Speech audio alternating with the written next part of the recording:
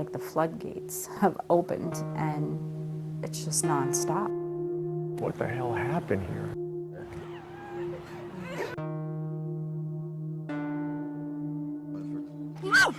Probably 9 out of 10 people do fentanyl and don't even know it. None of us know what we're doing.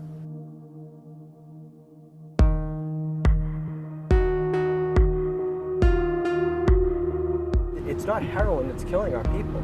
It's fentanyl, and it's changed the game. A vehicle possibly going on 95. Manchester Fire Emergency. Request for an ambulance in Manchester. It's the Shell gas station. The patient is in the bathroom. He is overdosed. It's going to be for a female in her 20s, overdosing in the bathtub. She is not conscious. The caller states that she is overdosed. I don't know what to do. Stop talking for a moment. I don't know what's happening to this generation. You know, I look out my window, you know, I'm looking at ground zero for the United States for fentanyl. We went from 20 overdoses to 80 overdoses in a matter of a month, and we're like, what the hell happened here? But we've been chasing it ever since, trying to get ahead of this, and it's really tough to get ahead of something like this. Set off my painting. Yep. Okay. I'm pretty invested in my personnel, and I worry about what they do. When I grew up in the fire service, we never saw this much, you know, death. All right, Dalen, probably should go to the hospital, get you checked out there. Yeah, you're not in... If we leave you and you drop again and nobody finds you, that's how people die. Yeah. Since this crisis has hit, we go out on these types of calls over and over and over again, all day long. Layla, wake up. He's going to give her another Narcan. So this will be the second one that we put in to try to, because she didn't respond to the first one, so we're going to put in a second one. Hi, Layla. It's just unfortunate, you know, daytime at a park, you know. I think you're going for a walk in the park, you know, next thing is an overdose. If this crisis right now doesn't worry you, then there's something wrong. You're not paying attention to it.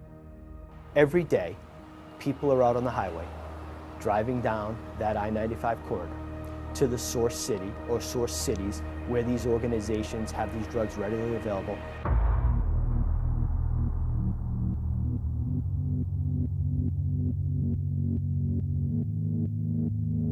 It's all day long. It's Monday through Friday and on the weekends, and it's nighttime, daytime, and during business hours. It's cheap. It's easy to manufacture. For these cartels, they don't have to worry about opium anymore. They don't have to worry about the plant, sun, water.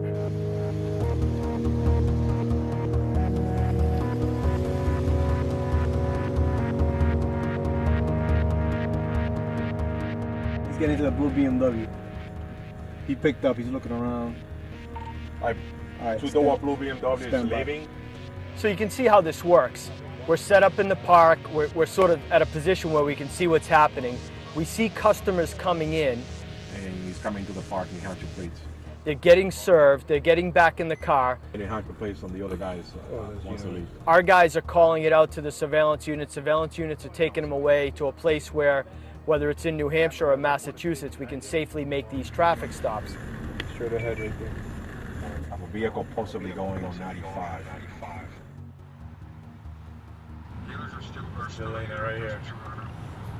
What do you think, homie? We're up here in New Hampshire now. We just stopped a car that we saw pick up from that same park.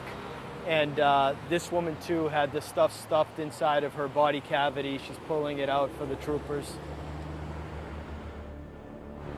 The cartels will never change what they're doing. They have found an avenue now with fentanyl where they can make so much money. The dealers are now mixing fentanyl with everything. We're seeing an increase of fentanyl mixed with cocaine, fentanyl mixed with methamphetamine. To the dealer, they almost look at this fentanyl now as a magic dust that's just a moneymaker. They've killed more people than war has.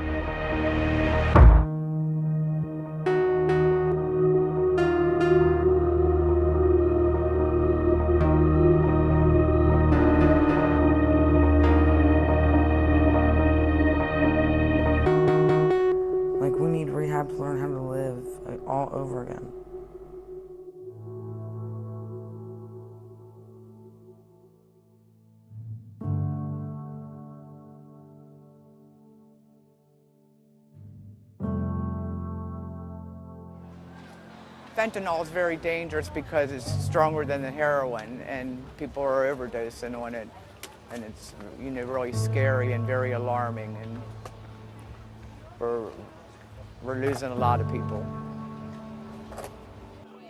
A lot of the people that we know either died or moved or went to jail. Some go to rehab, but they always come back.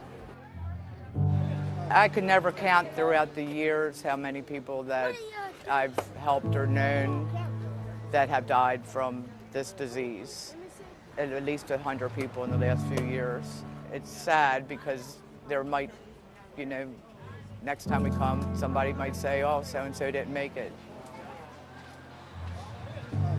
That happens often, especially since this fentanyl's been out. I chase fentanyl, I chase car fentanyl because it's the only dope I feel anymore. But is a big problem because it's so powerful. People that have been clean for years and just recently decide to relapse,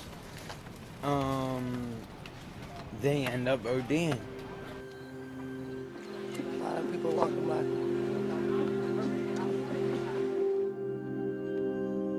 Dude, do not do that. Dude, a rat just got on me.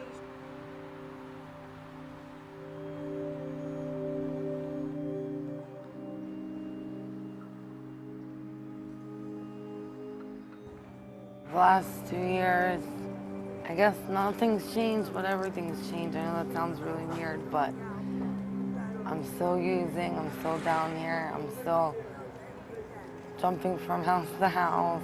I'm still with the same guy. I feel a little trapped. I'm scared to shoot up again, but I know eventually I probably will if I stay down here.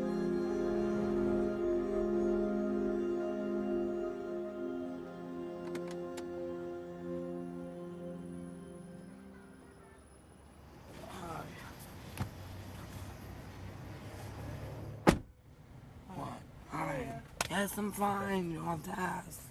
I said, right there, I'm going to. I'm fine.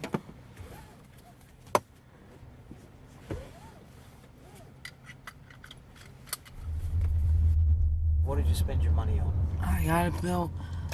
He got a pill. And then we each bought a crack after we got everything else. That we needed. Like gas and stuff.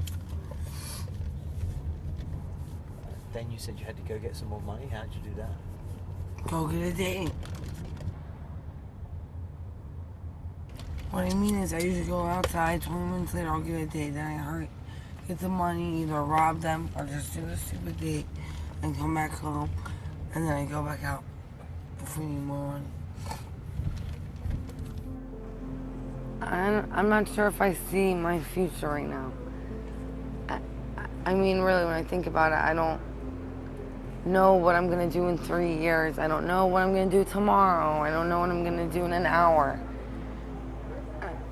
I mean, all I can do is hope that it will be the right thing, and not what I'm doing now.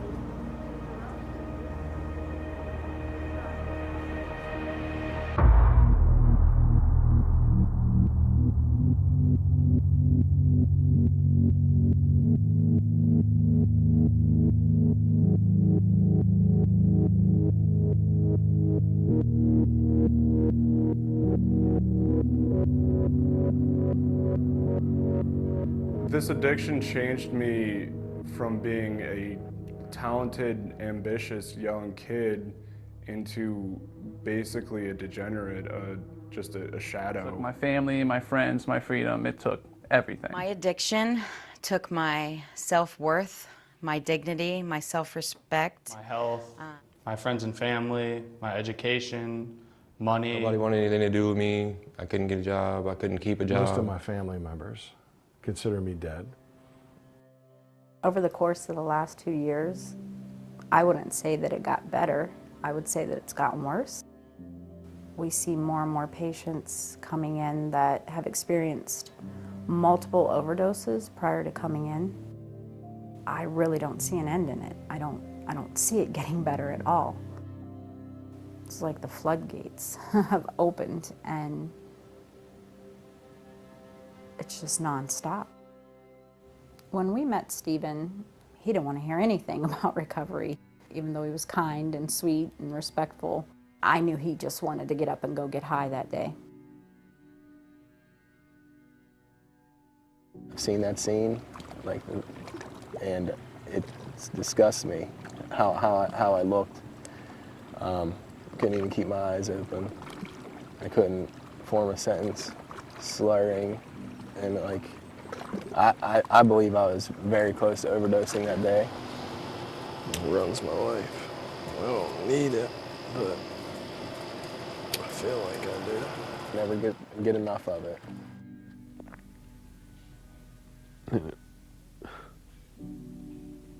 It wasn't. But I knew it's not too late. That I can still make it right.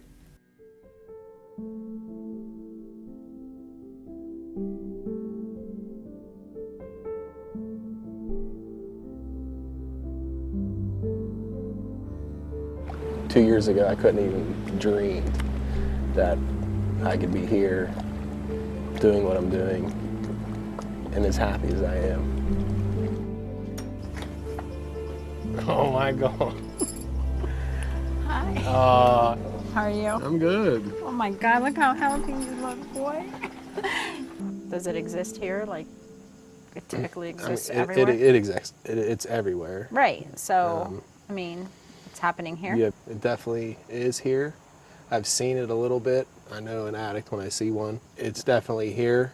You have to go look for it. If I wanted to find it. It doesn't come knocking at your door, yeah, it doesn't or come drop you knocking at my off door, like a yeah. pizza, right? Yeah, like back home, Yeah. it was right in your face, and Sure. it came and found you. If there's one individual, Stephen, who I know that we had a hand in saving his life, it's worth it. Nobody's life's better than someone else. We all deserve a chance at success and to live. Some of us have lost our way. It's not a poor people thing anymore. It's not a inner city ghetto drug anymore. It's everywhere, and it's killing people left and right every single day. Something's got to be done, or eventually there's going to be no coming back from it. I just hope we haven't reached that point already.